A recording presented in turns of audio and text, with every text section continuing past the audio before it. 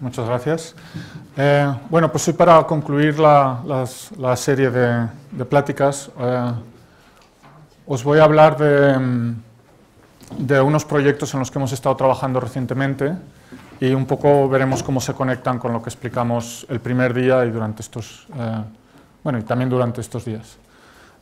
Voy a pasar la mayor parte del tiempo hablando de los virus. Como ha habido bastante gente que me ha preguntado que querían saber más del problema de virus.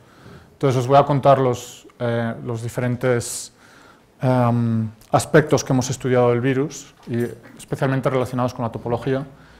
Y luego veremos también cómo hemos usado el algoritmo que explicamos ayer, el BFACF, cómo lo hemos usado para analizar datos de biología.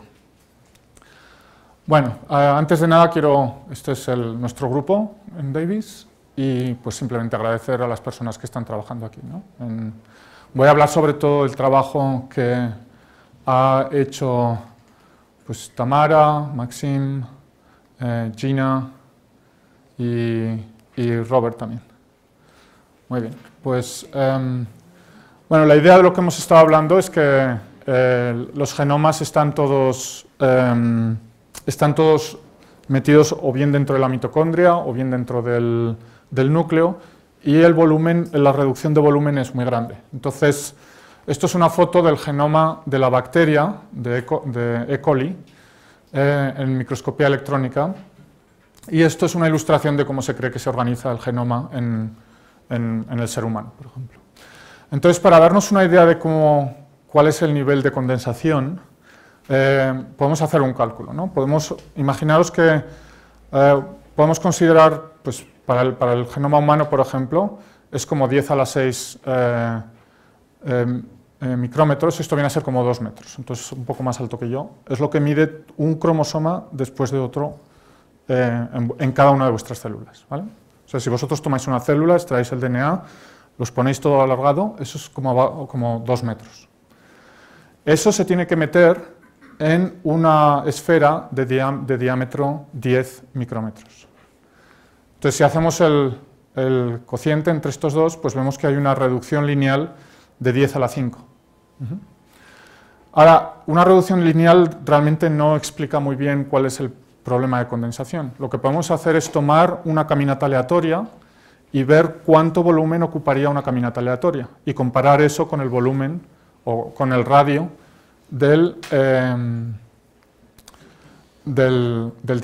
con el diámetro del núcleo. Y esto nos da una reducción de volumen de 10 a la 4, o sea, si divides un volumen por otro. Entonces, el genoma humano está condensado unas 10.000 veces, y lo que es más importante en este caso es que tiene que funcionar, ¿no? El ADN se lee para que los genes se transcriban, si se rompe se tiene que poder reparar, y tiene que ser, o sea, es una entidad bastante activa, ¿no? Entonces la pregunta es, bueno, pues ¿cómo pasa esto? ¿Cómo puedes alcanzar este nivel de reducción en cada una de nuestras células? Bueno, como hemos dicho, nosotros usamos el aspecto de teoría de nudos, tomamos una aproximación de teoría de nudos, por lo que hemos visto que cuando metemos y lo vamos a ver más en detalle, la probabilidad de anudamiento en general es alta, crece exponencialmente con la longitud de la curva, y lo que vamos a ver es que cuando la metemos en volúmenes cerrados, esa probabilidad va a aumentar todavía más. Entonces vamos a hablar otra vez vamos a revisitar el problema del bacteriófago, y parte del trabajo que voy a presentar lo hizo Brian Cruz, que ahora está en Berkeley, y esto fue cuando era estudiante de maestría en San Francisco State, y vais a ver unos movies, esperemos que funcionen, de cómo el DNA se empaqueta dentro del virus, ¿no? Y Brian hizo todos estos modelos. Bueno, entonces, ¿por qué nos interesa estudiar bacteriófagos? Bueno, pues por un lado es porque nos da información de cómo el ADN se comporta en volúmenes muy cerrados y con mucha presión, y nos sirve también como modelo para otros virus, especialmente para otros bacteriófagos, que son todos estos. Cuando digo P par, quiere decir P2, P4, P6, y lo mismo con T par. Lambda y luego Phi29, estos son virus que se usan bastante en nanotecnología. También sirve para estudiar virus humanos. Este es un ejemplo de un virus humano, en el que el virus humano tiene dos capas, esta exterior y luego la interior. Tiene esta capa exterior porque el virus tiene que pasar, cuando quiere infectar una célula, tiene que atravesar la membrana celular para llegar luego al núcleo celular, ¿no? Podéis pensar que es la membrana celular y dentro el núcleo. Entonces lo que tiene que hacer con esta membrana es fusionar esta membrana en la membrana celular y entonces expulsa esto, que es el cápside, como el de los bacteriófagos, y esto es la parte que va a ir al núcleo, y el DNA dentro es lo que se va a meter dentro del núcleo, igual que vimos con los fagos, ¿vale? Entonces por eso los virus humanos se ven así. Y luego también se usan en terapia génica, se utilizan como models en terapia génica. Terapia génica quiere decir, especialmente con gente que tiene, o pacientes que tienen ciertos tipos de cáncer, lo que puedes hacer es meter uno de estos genes que tú deseas en estos cápsides y llevar estos virus a las células infectadas. Entonces el virus hace lo que tiene que hacer, hace el proceso de infección, pero lo que está transmitiendo no es su propio virus, sino el virus sino el DNA que tú le has querido meter. ¿Okay? Entonces el virus lo que hace sirve de mensajero. En lugar de llevar su propio DNA, lleva el DNA que le has metido tú. Y esto se está usando mucho. Ahora, lo que sabemos es que los bacteriófagos infectan bacterias. Esto es una foto real. Todos estos son bacteriófagos y esto es una bacteria. Entonces los bacteriófagos se pegan, inyectan el DNA y empiezan a hacer copias de sí mismo dentro. Por una parte empiezan a ocupar mucho volumen y además se segregan químicos que hacen que la bacteria efectivamente explote. Y una vez que la bacteria explota, va a otros virus. Y ese es el proceso que los virus usan en general. Cuando se meten en las células, hacen que las células exploten y de ahí van a otros. Esa es la forma en que se transmiten. Estas son células que podéis encontrar hoy en día en Internet. Esta foto digamos que es una ilustración artística de la foto original, que era en blanco y negro, ¿no? Que lleva en la Internet desde hace muchísimos años. Y bueno, ilustra bien, ¿no? el problema de infección.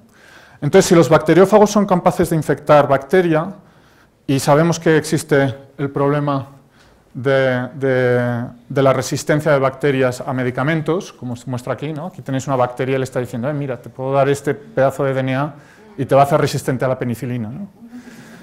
Entonces, por este problema que cada vez está siendo más importante, hay una tendencia, una línea de investigación en que quiere usar bacteriófagos en lugar de medicamentos para tratar enfermedades bacterianas. Entonces la idea es, bueno, podemos diseñar bacteriófagos de forma que una persona los pueda tomar y sean seguros, el sistema inmune no los destruya a todos antes de que alcancen donde están las bacterias y puedan atacar a las bacterias que nosotros queramos, ¿no? Que es la idea. Esto es un problema, como digo, que ya se está empezando a ver y si realmente explota, como es posible que explote, ¿no? Como problema, entonces va a ser puede ser una crisis mayor, ¿no? Porque entonces ya los medicamentos tradicionales dejan de funcionar. Bueno, entonces para entender el problema de los bacteriófagos, primero tenemos que entender cómo se forma un bacteriófago, especialmente si queremos diseñar bacteriófagos. Entonces esto es el cápside y aquí nos está ilustrando cómo se forma el cápside. Primero tenemos todas estas proteínas que se juntan por un proceso de autoensamblaje.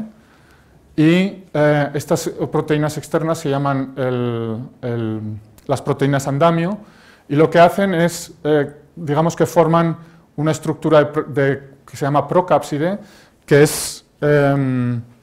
digamos que es un precursor del cápside, ¿no? Entonces, cuando estas proteínas maduran, las proteínas de del andamio se echan para afuera, se expulsan, y el DNA se empieza a empaquetar como se muestra aquí. Entonces, este es un motor y hoy vamos a estudiar un poco cómo funciona este motor. El DNA, esto es una ilustración muy sencilla de cómo se cree que se puede empaquetar, y una vez que llegamos aquí ya tenemos un bacteriófago que es infectivo. Estos son modelos que los biólogos han propuesto, incluidos nosotros, de cómo el DNA se puede empaquetar dentro del bacteriófago. Entonces puede ser el modelo aleatorio, simplemente pues, básicamente una caminata aleatoria dentro de una esfera. Pueden ser modelos de tipo carrete, como el de una caña de pescar. Pueden ser modelos que siguen toroidales, siguen la trayectoria de un toro. Luego habría que doblar ese toro en 3 dimensiones. Estos son modelos de pliego. Si imagináis un cápside que es más alargado, lo que va a hacer el DNA es se va a meter y ya una vez que choque con el tope de arriba va a intentar girar. Entonces la diferencia entre este es que la curvatura, en este caso, va a estar esparcida en las diferentes capas y en este caso está concentrada en estas puntas, ¿no? Y luego es un modelo de cristal líquido que básicamente el modelo de cristal líquido nos está diciendo que hay organización local, pero no hay organización global. Y hoy no vamos a hablar de esto, pero estamos intentando hacer modelos. Esta foto ilustra mejor cuál es el problema del empaquetamiento. Aquí tenéis un bacteriófago, este es el cápside, esta es la cola del bacteriófago. Entonces, en esta foto se rompió el cápside y entonces el DNA, como está bajo tanta presión, como que explotó, ¿no? Hizo ¡puf! Y aquí lo tenéis. Esta es toda la trayectoria del DNA. Desde luego se ha tenido que alargar un poco, o sea, se ha tenido que engrosar un poco para poderlo visualizar, pero todo esto tiene que caber en este volumen. Entonces, en el bacteriófago la concentración de ADN es entre 200 y 800 miligramos por mililitro, que eso nos dirá mucho, a los biólogos les dice más, pero bueno, la presión es como de 50 atmósferas. Eso es como entre 5 y 10 veces la presión de una botella de champán. Lo que crea esta presión es la competición que hay entre la resistencia del DNA a doblarse y la repulsión de las fibras de DNA. Si os acordáis, el DNA lo tenéis que considerar como una cuerda, y entonces esa cuerda, los diferentes fragmentos de la cuerda no quieren estar cerca de otro, entonces se repelen. Entonces, cuando están dentro del bacteriófago, estás forzando a esos diferentes fragmentos a estar cerca uno de otro, y por eso existe esta repulsión. Una vez que se abre la cola del virus aquí, esta repulsión y bueno, esta competición entre la flexión y la repulsión hacen que el DNA se expulse a una velocidad que es 50.000 pares de bases por segundo. Okay. Entonces, llevamos estudiando esto desde el 98, yo creo, un poco antes. Y pues ha habido momentos de más actividad o menos actividad, pero hemos tomado diferentes métodos, ¿no? Diferentes aproximaciones. Y entonces, esto es quizá uno de los mensajes importantes en este curso, es que cuando uno está estudiando un sistema biológico, tiene que estar abierto a diferentes formas, ¿no? de trabajar. O sea, no solamente desde un punto de vista topológico, sino un punto de vista de ecuaciones diferenciales, un punto de vista físico y así. Entonces, más o menos lo que indico aquí. Entonces, hemos estudiado estos problemas de virus a través del anudamiento aleatorio, que es lo que hemos estado hablando aquí, también a través de métodos de optimización y de mecánica molecular, y es lo que voy a enseñar, los vídeos que voy a enseñar. Y más recientemente hemos estado trabajando con colegas que trabajan en ecuaciones diferenciales parciales y en análisis funcional para desarrollar estos modelos de cristales líquidos. Entonces, un sistema biológico aparentemente tan simple como este da lugar a muchísimas matemáticas. Y entonces, por un lado, tenemos herramientas matemáticas que nos ayudan a tratar de resolver el problema biológico, pero el problema biológico también plantea nuevos problemas matemáticos. Entonces es un sistema de realimentación, ¿no? Entonces el modelo que tenemos es lo que comentamos el primer día. Tenemos un fago, aquí os voy a dar un poco más de detalles. Este es el fago. Para maximizar la producción de nudos, lo que hacemos es crear un mutante que no tiene la cola, y cuando extraemos el DNA del virus, de este mutante, vemos muchísimas partículas anudadas. Esto es lo que veríais del DNA cuando no está engrosado, con el experimento que decíamos el primer día. Entonces, básicamente lo que se ve es una especie de maraña en el centro y estos lazos que salen, ¿no? Pero no sabemos exactamente qué tipo de nudo hay ahí. Esto es algo que todavía falta por determinar. Esto ya lo visteis el primer día. La pregunta es, bueno, ¿por qué hay nudos? Bueno, sabemos que hay nudos porque el ADN de este virus es una es una molécula de ADN de doble hebra que tiene finales complementarios. Perdón. Entonces, cuando estos finales complementarios se encuentran dentro del virus, van a formar un nudo. Sin embargo, si la molécula del DNA, la molécula del virus, se extrae, se deja que se desanude y se vuelve a anudar en el tubo de ensayo, lo único que vamos a ver, como vimos en el primer día, son la mayor parte desanudados y tréboles, y unos pocos cuatros quizás. ¿Bien? Esto lo recordáis, ¿no?, del primer día. Bueno. Entonces, esto no lo enseñé el primer día, pero básicamente esta es la cuantificación de nudos que obtenemos. Uno es cuando miramos a los fagos maduros, los que son completos, y estos son los fagos que hemos producido a través de esta mutación. Entonces, cuando miras al gel, el gel no sale tan bonito como el que decíamos que se veían todas esas bandas, al menos a primera vista, y es por dos motivos. Uno, el DNA es demasiado largo para el gel, porque son 10.000 pares de bases, y los geles ya es el límite en el que podemos visualizar nudos. Y luego, los nudos son muy complicados, y por eso vemos aquí básicamente esta región que está iluminada sin bandas concretas. Ahora, ¿qué es las bandas que tenemos justo al lado, la 3, la 4 y la 5? Cuando yo tengo el DNA extraído del virus, si veis aquí, todo está con enlaces covalentes, excepto estos dos pedacitos que no están cerrados. Entonces, estos nudos se mantienen simplemente porque tengo aquí enlaces de hidrógeno. Los enlaces de hidrógeno son muy fáciles de romper con calor. Eso quiere decir que si yo caliento estas moléculas de DNA, este pedazo se va a separar, con lo cual voy a perder los nudos. Y es exactamente lo que vemos aquí. Aquí tenemos los nudos, calentamos la muestra y si veis desaparece todo. Entonces esto era para demostrar que efectivamente lo que tenemos son estructuras anudadas que se mantienen simplemente por esta estructura que es de apareamiento de estos pares de bases. Y lo que veis comparado con el 3% de nudos que se ve anteriormente es que tenemos aquí un 95% de las partículas que medimos aquí están anudadas. Bueno, entonces, basado en estas observaciones experimentales, lo que vemos es que los nudos se tienen que formar o dentro del cápside o justo cuando lo rompemos. ¿Por qué? Porque si el nudo se formase más tarde, quiere decir que el nudo se desharía, se volvería a formar, y entonces tendríamos solamente un 3%. Por lo cual, debería contener información acerca del empaquetamiento. ¿Bien? Ok. Entonces, la pregunta que queremos hacer es, bueno, ¿por qué la probabilidad de anudamiento es tan alta y por qué los nudos son tan complicados? Y de ahí deberíamos sacar información del empaquetamiento. Aquí está la hipótesis científica. El objetivo es obtener información del DNA empaquetado, o sea que estos nudos, nuestra hipótesis es que estos nudos nos dan información de cómo el DNA está organizado dentro. Desde un punto de vista matemático, sugiere un problema muy sencillo. Si veis esto, pensar que esto es una esfera, pensar que esto es una caminata aleatoria, y entonces preguntamos, ¿cuál es la probabilidad que una caminata aleatoria esté anudada dentro de un volumen cerrado?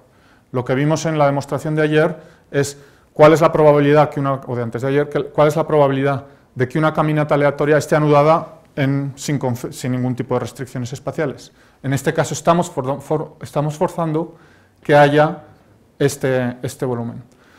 Todo esto es una conjetura que realmente no sabemos cómo probar, que dice, si yo tengo una cadena ideal y tenemos un radio fijo de una esfera, entonces la probabilidad de anudamiento de un polígono de n-aristas dentro de esta esfera va a crecer exponencialmente rápido a 1. ¿Okay? Y ahora enseñaré simulaciones que sugieren esto, de hecho. La otra pregunta es, si yo fijo la longitud de la molécula y hago que la esfera se haga más pequeña y más pequeña y más pequeña, ¿cómo cambia la probabilidad de anudamiento? Esto nos lo está diciendo. Cuando el radio es muy pequeño, digamos que la molécula ideal no cabe, porque los segmentos son más grandes que el radio, entonces ahí no va a pasar nada.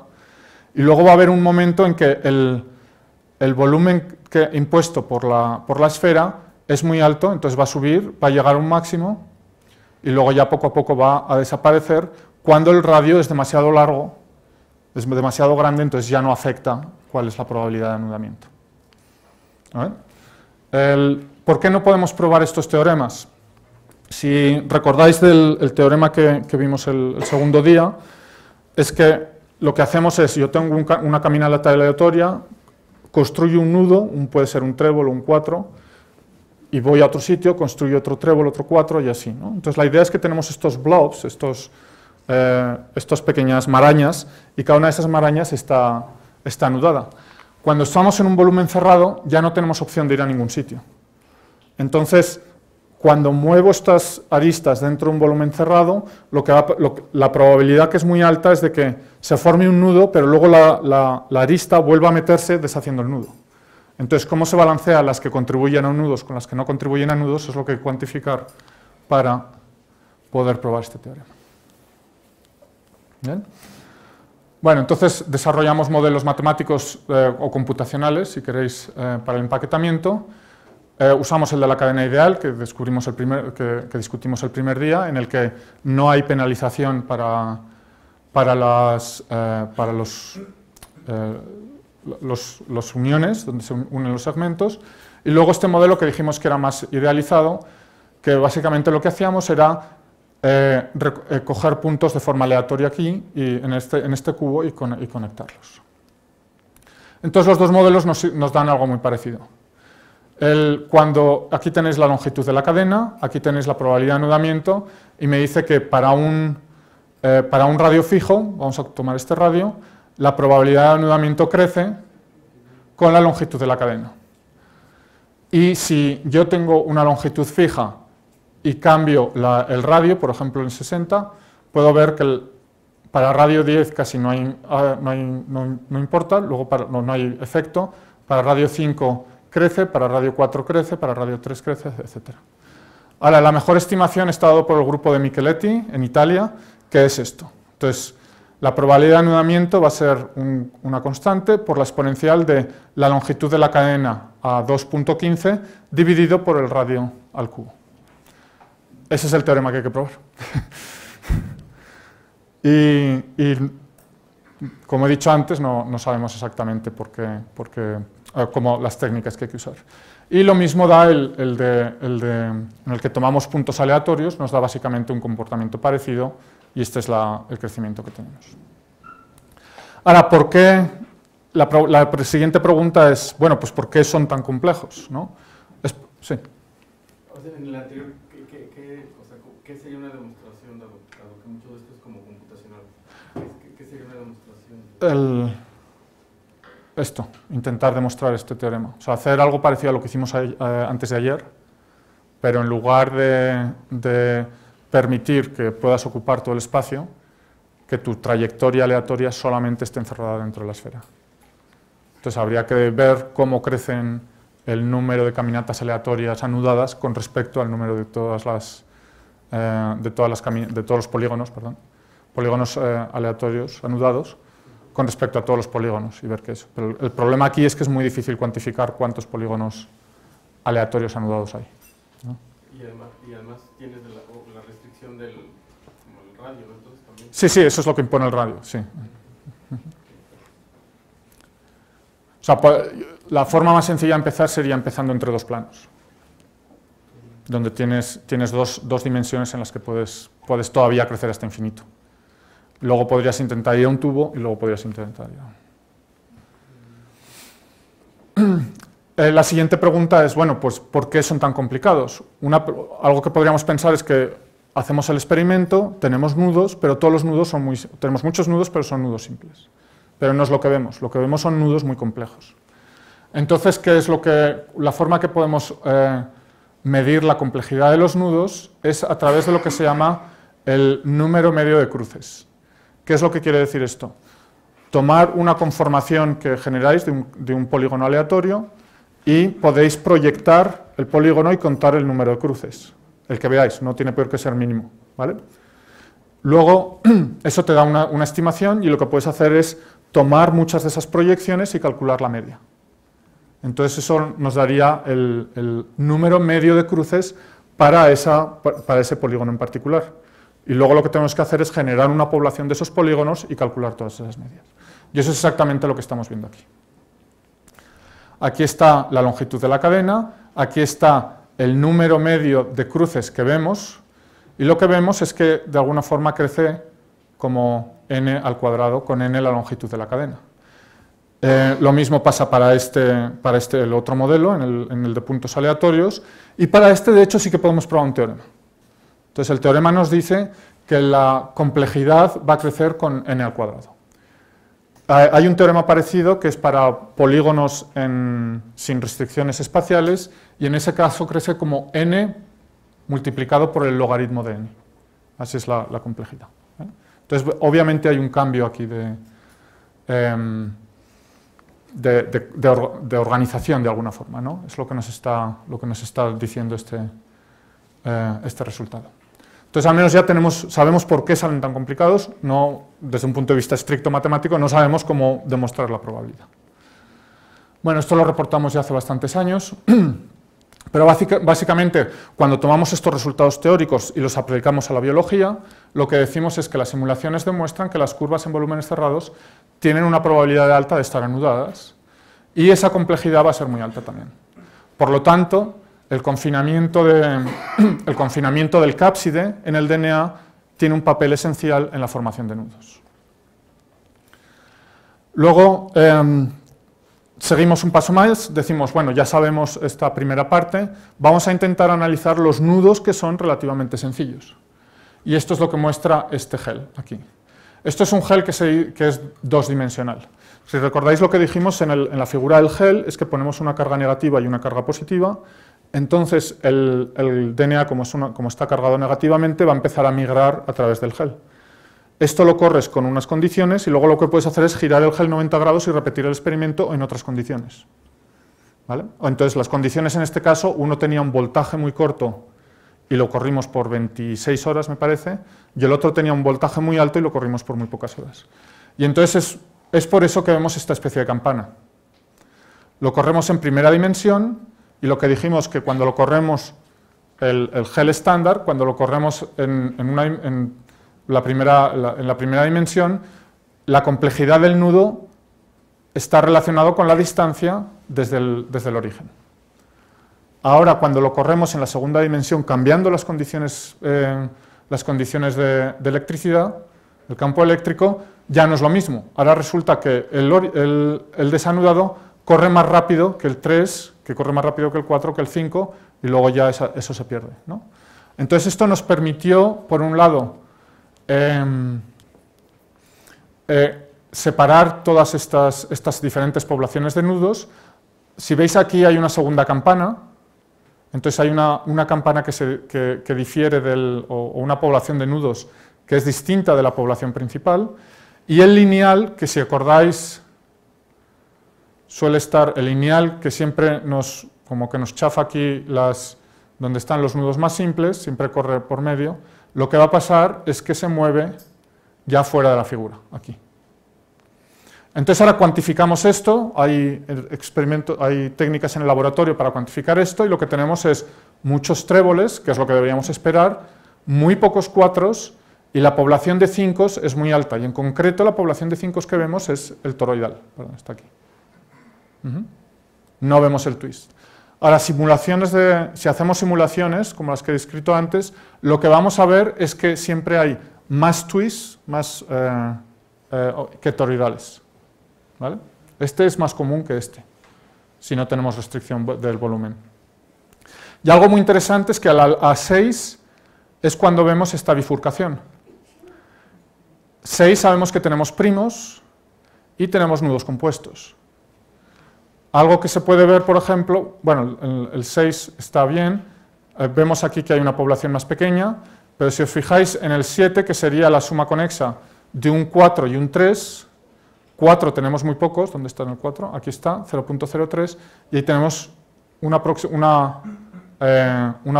cantidad aproximada del 7. Entonces tenemos una hipótesis, pero esto todavía no lo hemos demostrado, que quizá estos son nudos compuestos, pero no lo sabemos. Y bueno, va a ser, idealmente lo que podríamos hacer es tomarlos estos y hacer microscopía electrónica, pero no sé qué es lo que va a pasar. Bueno, entonces la hipótesis es, bueno, que tenemos que explicar estos datos en los que tenemos una falta del nudo 4.1 y un exceso del nudo 5.1. ¿Vale? Entonces, ¿cuáles son las propiedades que conocemos que habéis visto en el, o que al menos conocemos de diferentes cursos de teoría de nudos? No sé si habéis visto todas las propiedades de estos nudos. Bueno, sabemos que el nudo 4 es equivalente a su imagen especular. Y una forma de cuantificar eso es a través del Rife. Y no sé si habéis visto el Rife proyectado, pero básicamente es como calcular el número de enlace, pero en lugar de tener dos moléculas tenéis, o en lugar de tener dos trayectorias tenéis solamente una. Entonces, en este caso, tomáis un nudo, lo orientáis, añadís más unos y menos unos, y entonces cuando llegues a los cruces los calculas. Entonces, el Rife de esta proyección es menos 3 y el del 4 es 0. Ahora, hacemos algo parecido a lo que hemos hecho antes con el número de cruces. Lo que vamos a hacer para un nudo es, en lugar de tomar solamente una proyección, tomamos la media sobre muchas proyecciones. Y entonces ahora tenemos un Rife que refleja un poco la molécula en 3 dimensiones, ¿no? Porque el Rife obviamente nos va a depender de la proyección. Si tenemos una proyección en que hay aquí una especie de Rademacher Move 1, de movimiento de Rademacher 1, eso nos daría un Rife más alto. Entonces dependería mucho del tipo de proyección o de la proyección que tomamos. Entonces lo que hacemos es tomar la media sobre todas las proyecciones. Entonces si incluimos en las simulaciones que hacemos un sesgo con respecto al Rife, eso quiere decir, vamos a tomar de todas las que tomamos, de todas las trayectorias que generamos, vamos a tomar solo las que tienen un Rife alto. ¿Qué es lo que ocurre? Aquí ponemos el Rife, cuánto Rife tomo. ¿Qué es lo que pasa? Cuanto más crezca el Rife, más va a desaparecer el 4, el 5, 2, el twist como que hace un plató, y el 5.1 empieza a crecer y es toroidal. El 5.1, el toroidal, perdón, empieza a crecer y es más frecuente. ¿Vale? ¿Tiene sentido lo que estamos haciendo? O sea, generamos trayectorias aleatorias dentro de una esfera y con un valor del Rife que sea mayor que uno de estos valores. Y esto ya pues reproduce los experimentos, más o menos. Y entonces lo que propusimos es que el DNA está organizado de una forma quiral dentro del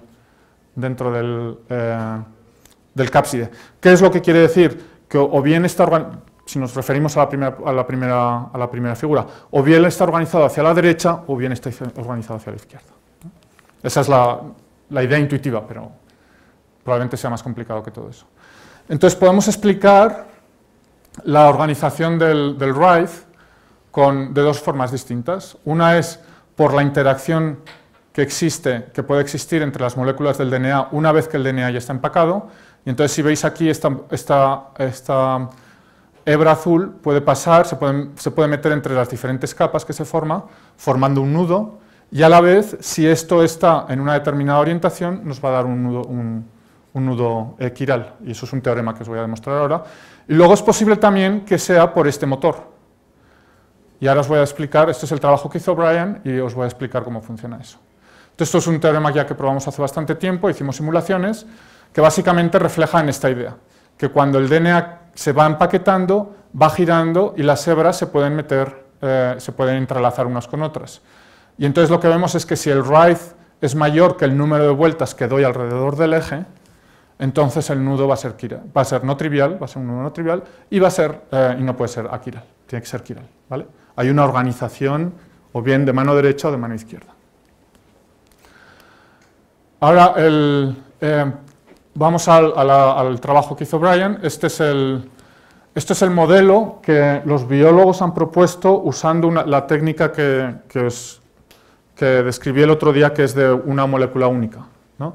Entonces lo que hacen estos experimentos es que toman un cápside, lo pegan en un soporte y entonces con una pipeta toman el DNA y lo hacen hebrar a través del cápside, ¿vale? Entonces hacen que se enganche aquí, y aquí van a tener una pipeta, y esta pipeta está conectada a una máquina que va a medir cuánta fuerza hace.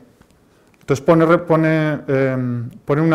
se opone a que el DNA se empaque. Y entonces son capaces los biólogos de medir la fuerza que está ejerciendo este motor. Y entonces hacen esto, ya lo han avanzado bastante, y entonces, vamos a ver si funciona. Y esto es cómo funciona. Entonces esto es el ATP, que es la energía. El ATP se pega y si veis se cambia de conformación, y entonces ahora se empieza a quemar el ATP, se empieza a usar el ATP, y lo que hacen estos brazos es empujar el DNA hacia abajo, hacia adentro del cápside. Se usan 4 y uno se deja libre. Este no se usa, pero ahora se vuelven a meter otros. Se cambia de conformación otra vez. Ahí. Y ahora empiezan otros 4, otra secuencia de 4. Y empiezan a usar el ATP y a empujar el DNA hacia adentro. ¿Vale? Entonces este es el modelo que se cree de cómo está funcionando, cómo se empaqueta el DNA dentro del cápside. Y por aquí lo veis también. Y así empezaría otro ciclo. ¿Vale? ¿Alguna pregunta con respecto a esto? Sí. Pero entonces se cree que entra linealmente. El DNA tiene que entrar linealmente. Y cuando sale también saldría. Saldría así. Tiene que entrar y salir lineal.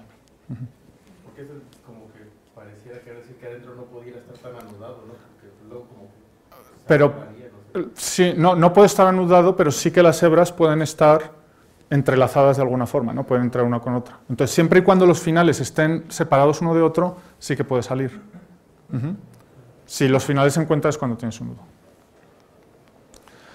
Entonces, lo que nosotros hicimos es tomar un modelo que había salido, un modelo computacional que había salido de Berkeley, de ese motor, y luego sabemos que hay un teorema que nos dice que el número de enlace de 2 hebras va a ser igual a la torsión plus el raíz. ¿Esto qué quiere decir? Es básicamente lo que pasa cuando tomáis un cable y le empezáis a meter torsión. Cuando hay mucha tensión de torsión, esa torsión se quiere liberar y el cable se forma esta estructura en 3 dimensiones. Esto es el raíz, esto es el exceso de torsión, y puedes medir el linking number, el número de enlace de estas 2 moléculas. Ya hay este teorema, que es muy interesante, que nos dice que el linking number es igual al twist plus el raíz. Entonces, ¿qué es lo que vamos a pensar? Bueno, tenemos la molécula de DNA que se mete por el virus y hemos visto que lo está girando. Bueno, lo está empujando y se cree que lo está girando. Entonces, cuando tiene mucha tensión de torsión, se va a querer liberar y se va a liberar en forma de raíz. Entonces, esa es nuestra idea de que la quiralidad puede venir de esa manera, ¿no? Entonces, este es el modelo, no voy a entrar en detalles, pero es el modelo que salió de un grupo de Berkeley, en el que estas son las subunidades del motor que hemos visto antes. El DNA se mete aquí dentro, aquí se va a pegar el ATP, las que tienen T se supone que tienen ATP, y el modelo que ellos proponen es que el ADN tiene 2 movimientos, uno es que gira alrededor de su eje, que es lo que sugieren los experimentos, y también hace una revolución como chocando entre las diferentes componentes de esto, ¿no? Entonces tienes 2 movimientos, uno la rotación y otro la revolución. Y fueron capaces de estimar esto. Entonces lo que hizo Brian fue primero implementar este modelo del motor, y luego implementó el modelo de ADN que describimos el primer día, el que permitimos flexibilidad, pero penalizamos la flexibilidad. La energía en ese caso viene dada por todo este modelo. Ahora, en lugar de tomar palitos, como hemos hecho hasta ahora, lo que se toman es bolas con muelles entre medio. Entonces, esas bolas con muelles entre medio les tienes que asignar una energía de este tipo. Luego puedes tomar interacciones atómicas y términos electrostáticos. Entonces, estos son el trabajo que hizo Brian. Y vais a ver 2 ejemplos, a ver que funcionen. Si no, voy a tener que... no sé por qué no está funcionando, pero un segundo a ver si os lo puedo poner aquí. A ver si funciona en esta presentación.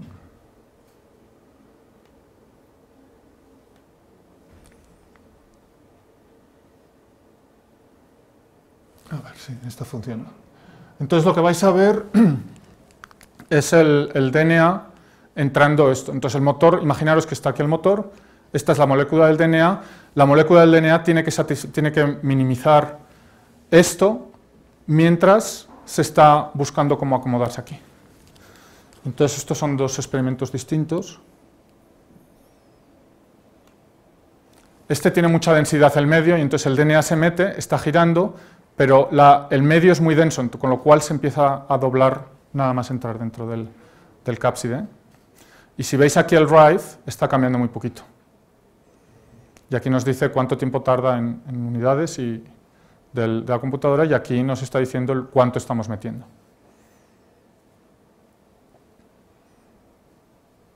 Si veis el DNA tiene la exclusión, no quiere estar cerca.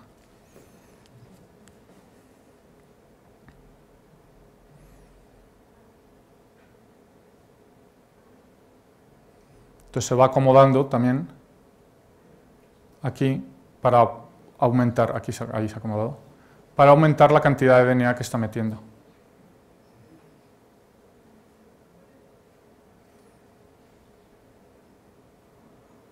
Y ahí termina. ¿Okay? Este es otro modelo en el que se cambian las... en este no tenía write, en este vamos a meter write, y entonces está girando. Si veis la línea blanca va girando. Eso nos está diciendo que está metiendo write. Y veis aquí cómo el write va aumentando.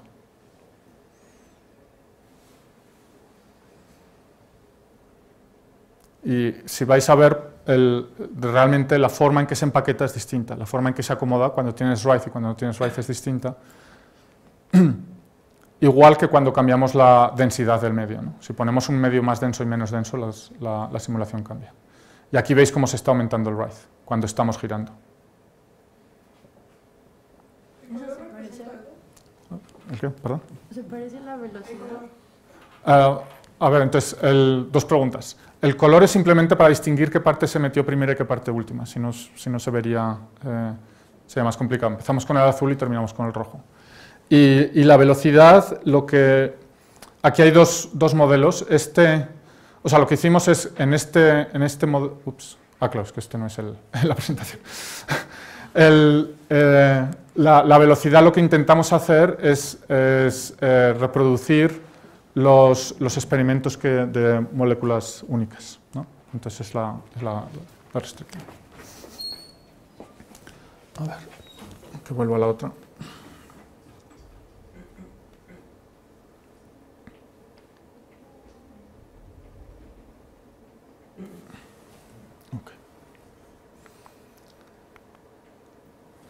Entonces, en estas, cuando no tenemos el movimiento de torsión en el motor, nos dan conformaciones que tienen un write muy bajo, pero cuando tenemos la torsión nos dan niveles de write alto. Entonces, si tú tienes nivel de write alto, lo que esperaríamos es que el 4 desaparezca y que el 5.1 aumente. Entonces, esto es lo que esto todavía está sin publicar. Tenemos que todavía hacer algunos detalles, pero esta es la idea, ¿no? Es el mensaje que creemos que tenemos. Esperemos que bien. Bueno, entonces esto es la primera parte. Ahora vamos a cambiar de tema. ¿Hay alguna pregunta acerca de los virus? ¿No? ¿Sí? O sea, mencionas que quieren probar algunos teoremas para los chicos. O sea, si alguien quisiera meterse en eso, ¿cuántos antecedentes necesitaría para meterse a un problema así? De repente parece como que muy alejado, pero no está. Bueno, alejado en términos de dificultad. Sí, o sea, a lo mejor es sencillo con los antecedentes que tengan de cálculos, de análisis. Sí, se puede. Yo creo que un poco es empezando con lo que vimos aquí, ¿no? De entender estos teoremas de cómo se prueban cosas de anudamiento. Se puede empezar con el lattice. El lattice es más fácil que los polígonos en R3. y entonces puedes empezar, lo que he dicho, haciendo simulaciones y intentando probar teoremas en el que estás metido entre planos o en tubos. Y entonces tienes que ir construyendo y desarrollando intuición, ¿no? Porque eso es muy importante, empezar con modelos más sencillos y desarrollar intuición, y de ahí seguir a modelos más complicados. O sea, y eso lo hacemos todos. Esta formulación de la energía es la formulación de la energía que tú tomas para el DNA cuando está en un tubo de ensayo. Me juego lo que quieras a que esto no tiene nada que ver a cómo está el DNA dentro del cápside. Pero es lo único que podemos hacer en estos momentos, ¿no? Es por eso que estamos tomando ahora la aproximación de los cristales líquidos, porque la energía que te da el cristal líquido es muy distinta a esta. Y refleja realmente ese proceso de condensación, pero eso es un problema mucho más complicado. Entonces empiezas con lo que sabes y lo que tienes, y ver cuánto, con las técnicas que tienes, cuánto podemos decir, y ya empiezas a crecer de ahí. Muy bien, entonces ahora vamos a hablar de la reconstrucción del genoma humano. Bueno, hemos estado hablando de que pues, la probabilidad de anudamiento es muy alta, cuando estamos en volúmenes o en volúmenes libres o en volúmenes cerrados. Entonces apareció esto, fue la portada de la revista Science, en el que decían que el genoma humano tiene una organización fractal, y pusieron esto como ilustración, y lo que dicen es esto, es que que está libre de nudos, y que maximiza el proceso de empaquetamiento. Entonces esto nos sonó un poco raro. Si veis aquí, obviamente, si veis esta trayectoria, os hace pensar en el retículo, ¿no?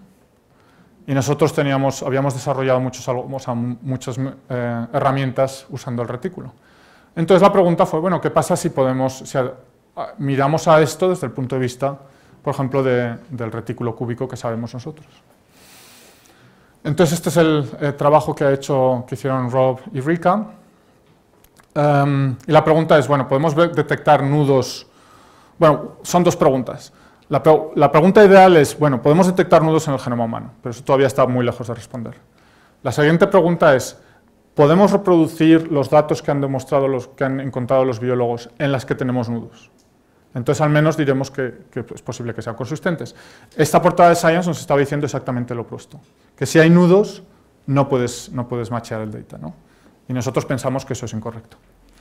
Entonces, hasta hace bien poco solamente se sabían dos cosas, o se podía estudiar la organización del genoma a dos extremos muy distintos.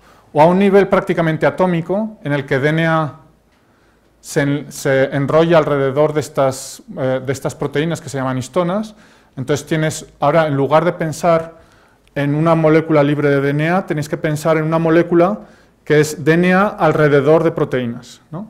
Entonces lo que tenemos no es la rigidez y el grosor, es algo mucho más grande, ¿no? Porque tenemos este tipo de fibra de proteínas y DNA. Entonces se podía estudiar a este nivel, o se podía estudiar a un nivel de microscopía mucho menor, en el que cada cromosoma se ve como una mancha de color, ¿no? Como se muestra aquí. Esto es un fibroblasto humano, las células de la piel. Y entonces veis aquí los diferentes pares de cromosomas, y cada uno pintado de diferentes colores, y cómo se pueden hacer reconstrucciones tridimensionales. Pero claro, cómo llegas de aquí a este nivel de resolución no se sabe, ¿no? Entonces apareció esta nueva técnica que se llama la captura de conformación de cromatina, que consiste en lo siguiente. Tomas una célula y le añades esto que se llama un crosslink, que es una partícula que se va a pegar a las hebras de DNA, a las hebras de cromatina. Ahora esto no es DNA solamente, sino que va a ser DNA con proteína, la fibra que hemos dicho, y se pega, y entonces de forma que si están cerca, las van a juntar. Luego vamos a usar para cortar el genoma unas enzimas especiales que cortan en esta secuencia específica, y se va a liberar este pedazo del resto del genoma. Tenemos esto se le pone una señal, que es esta señal marrón de aquí, se cierran, se cortan pedacitos y recuperamos solamente la parte de la señal que teníamos aquí. ¿Vale? Entonces, esta señal nos está indicando que estas zonas estaban cerca del genoma. Ahora, como desde el año 2000 podemos secuenciar el genoma humano, lo que hacemos es, o lo que hacen este grupo es, generan estos fragmentos, los secuencian y los llevan de vuelta al genoma humano, ¿vale? Y al mapa del genoma humano. Entonces saben que, por ejemplo, un pedazo del cromosoma 3 está cerca de este pedazo del cromosoma 7, por poner el caso. Entonces pueden sacar unas tablas, o que os voy a enseñar unos ejemplos, se pueden sacar unos mapas de contacto.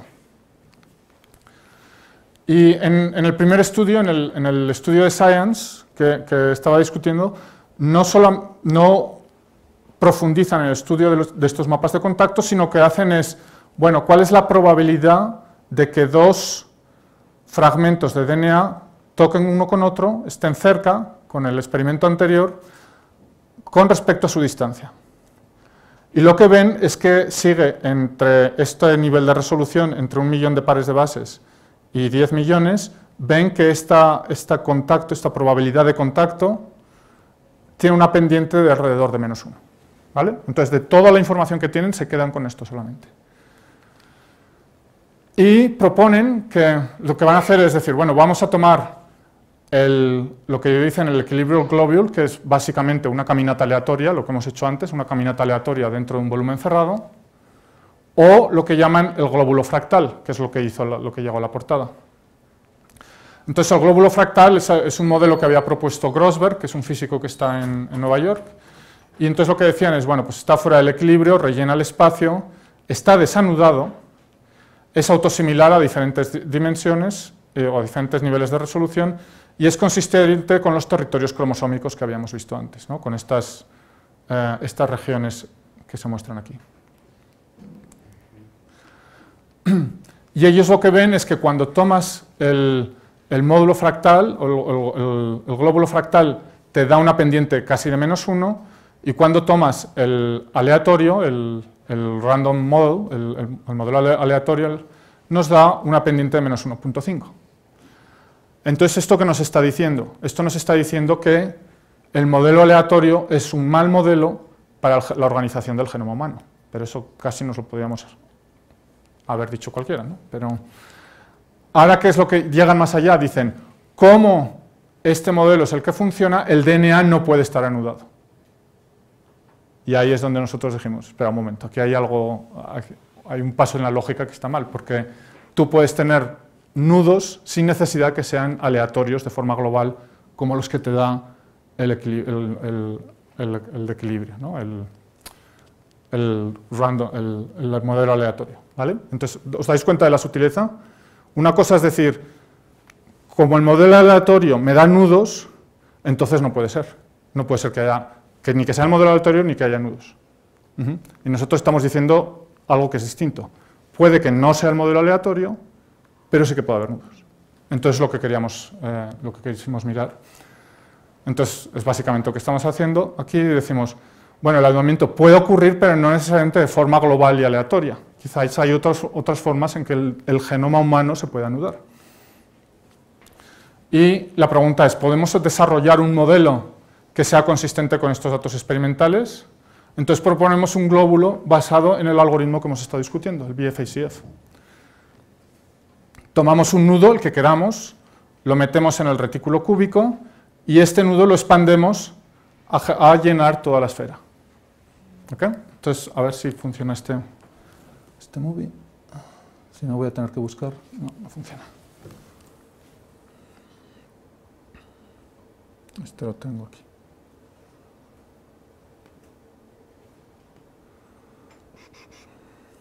Creo que es este. Entonces, esto es como usamos el BF-ACF dentro del entorno Notplot. Usamos BF-ACF, este es el tamaño de la molécula, aquí tenemos las probabilidades. Ups. Y entonces aquí metemos el nudo dentro, esta es la esfera, y ahora lo que vamos a hacer es favorecer la probabilidad +2, por ejemplo, para llenar todo. Ahí están las 3 probabilidades con que decíamos que tomamos el... Y ahí se llena, ¿vale? Y entonces ahora lo que podemos hacer es usar estos mapas que generamos para medir la distancia que ellos ven en el laboratorio y preguntar, si yo tengo un nudo concreto y tengo esta conformación, ¿puedo reproducir los datos experimentales o no? ¿Vale? Esa es la pregunta. Entonces, volviendo a lo que estábamos aquí. Entonces, lo llamamos el glóbulo BFACF, que es esto que veis aquí. Si esto está coloreado porque representaría un territorio cromosómico, como los que decíamos antes, entonces realmente sí que es consistente con esta idea de que están separados. En principio es fuera del equilibrio porque no estás buscando que el algoritmo converja a la pi que veíamos ayer. Si recordáis, en los teoremas de ayer decíamos que tenía que existir una pi, que era la distribución límite. En principio, en este caso, no estamos interesados, simplemente lo que hacemos es expander y mirar lo que encontramos, ¿no? Que es exactamente lo que hicieron el otro grupo. Llenamos el espacio, el anudamiento no es aleatorio en nuestro caso, y vamos a ver que es consistente con los territorios cromosómicos. Ahora, como estamos en el retículo cúbico, tenemos que encontrar una manera de medir distancias. Entonces, aquí tenemos un punto, digamos, que queremos medir, del que queremos medir la distancia. Entonces, tenemos los puntos en el retículo y luego tenemos los puntos de las diagonales y los puntos que están, los puntos dorados son los que están en las diagonales y estos puntos verdes son los que están en los segmentos alrededor del punto central. Entonces, podemos definir una distancia de esta manera. Hemos cambiado la distancia y básicamente obtienes lo mismo. ¿Y ahora qué vamos a hacer? Sabemos que el algoritmo, podemos empezar con el nudo desanudado y podemos tomar los parámetros, la probabilidad de aceptación de -2, 0 y 2, de forma que nos rellenen el espacio, ¿no? Y entonces vemos cuál es la probabilidad de contacto, y eso lo vamos a comparar con los datos experimentales. Entonces, esto es una filosofía distinta. Ahora, en lugar de usar este algoritmo BFACF para muestrear todo el espacio de configuraciones, lo que lo estamos usando es para optimizar, ¿vale? Es un proceso de optimización. ¿Qué es lo que estamos intentando optimizar? Este valor, ¿vale? Queremos jugar con P-2, la probabilidad de aceptar el movimiento -2, la probabilidad de aceptar el movimiento 0 y la probabilidad de aceptar el 2, para minimizar nuestra probabilidad de contacto con el que ven en los experimentos. Entonces vemos que estos son los que más se aproximan, esta combinación de parámetros, y ahora lo que vamos a hacer es fijar esos parámetros y empezar a cambiar el tipo de nudo. ¿Okay? Aquí teníamos solamente el desanudado y decimos, con este tipo de nudo, o con un tipo de nudo fijo, y estos parámetros, ¿cuál es la probabilidad de contacto que obtenemos? Y la pregunta ¿es eso consistente con los experimentos de biología? Y la respuesta es que sí. Empezamos con un trébol, tenemos aquí estos parámetros fijos, y esto es una estimación del número o el porcentaje de pasos que necesitamos para hacer el nudo. Podemos hacer un trébol, pero un trébol en el genoma no sería mucho, podemos hacer un 5, podemos hacer el otro 5, pero también podemos meter 20 tréboles, todos concatenados, la suma conexa de 20 tréboles. ¿Eso responde todavía a los datos? Sí. Y aquí lo veis, ¿no? 40 tréboles para este conjunto de parámetros no necesariamente, ya no tanto, pero sí para este. ¿Vale? Entonces podemos obtener conformaciones que están anudadas y todavía son consistentes con los datos experimentales. Entonces, ¿qué es lo que esto nos está diciendo? Que el glóbulo fractal es un modelo entre muchos que realmente puede reproducir los datos. Además, el glóbulo fractal es no desanudado, pero nosotros podemos generar todos estos que están anudados. Con lo cual, esa hipótesis o lo que ellos decían que habían encontrado, que el genoma no puede estar anudado, realmente no es cierto, ¿no? los nuevos modelos lo que están apuntando más es que tienes este tipo de estructura, ¿no? En el que el genoma, que es enorme, está subdividido en pedazos circulares más pequeños. Entonces, cuando pensáis en el genoma humano, podéis pensar que es muchos círculos. Entonces, ahora la pregunta es, ¿cuál es la probabilidad que estos círculos, uno, estén anudados o estén entrelazados? Y estos son teoremas que estamos intentando probar ahora y simulaciones, ¿no? Podéis tomar una caminata aleatoria que está organizada en este tipo de lazos y ahora preguntas, bueno, ¿cuál es la probabilidad de enlazamiento entre los diferentes fragmentos? Una parte que también estamos explorando es que estos tipos de datos, estos de los contactos, también generan mapas de contacto globales. ¿Qué es lo que queremos decir con esto? Si tú pones un cromosoma aquí y otro cromosoma aquí, puedes contar el número de veces que este pedazo del cromosoma interactuó con este otro pedazo del cromosoma, ¿no? Por lo que hemos dicho antes, si están cerca, puedo secuenciar esos fragmentos y puedo contar las veces que aparece esa secuencia. Y entonces nos dan estos modelos. Entonces esto propone un problema en teoría de nudos que yo creo que es bastante interesante. Déjame un momento que pase aquí, que es el siguiente. Si tengo, ahora os pondré el móvil, si tengo un nudo, de este nudo puedo sacar este mapa, de forma que lo rojo es lo que está más cerca y lo que está amarillo o más claro está más lejos. Y la pregunta es, si ahora yo te doy esto, ¿cuánto del nudo puedes recuperar? Y es exactamente la pregunta de biología, ¿no? Esto es lo que ven los biólogos. Y esto es lo que no saben. El glóbulo fractal era un ejemplo, los nudos que hemos generado nosotros es otro ejemplo, pero no hay teoremas todavía, bueno, tenemos 2 o 3 teoremas simplemente, que nos dicen, bueno, si yo tengo estos patrones, ¿qué tipo de estructura puedo recuperar aquí? Entonces yo creo que se pueden hacer simulaciones, se pueden hacer teoremas, y es muy entretenido, porque si tienes el nudo twist ves que se forman, por ejemplo, el nudo twist tiene una especie como de picos, el nudo toroidal va a tener como unas diagonales que cruzan, entonces cuando yo vea un nudo toroidal, o cuando yo veo estas diagonales, puedo asegurar que tengo un pedazo toroidal o no. Entonces, volviendo al anterior, bueno, un segundo, creo que este se puede ver.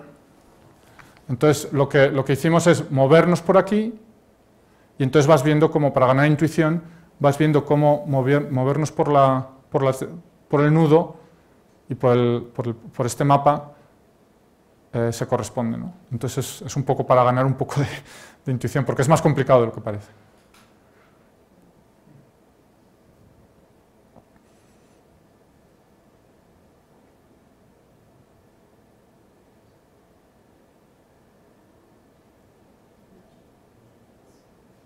¿Sí? Entonces, esta línea diagonal se corresponde cuando está uno encima de otro, por eso es más intenso, y luego conforme te vas alejando va a ser irte moviendo por aquí.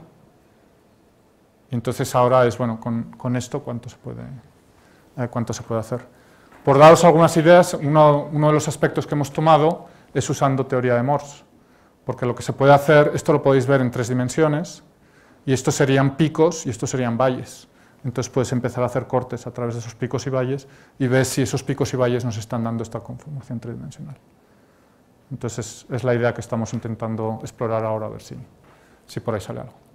Bueno, entonces conclusiones para terminar. El objetivo es saber si existen nudos en el genoma. Eso sería, como para la teoría de nudos sería muy bueno, saber que eso ocurre.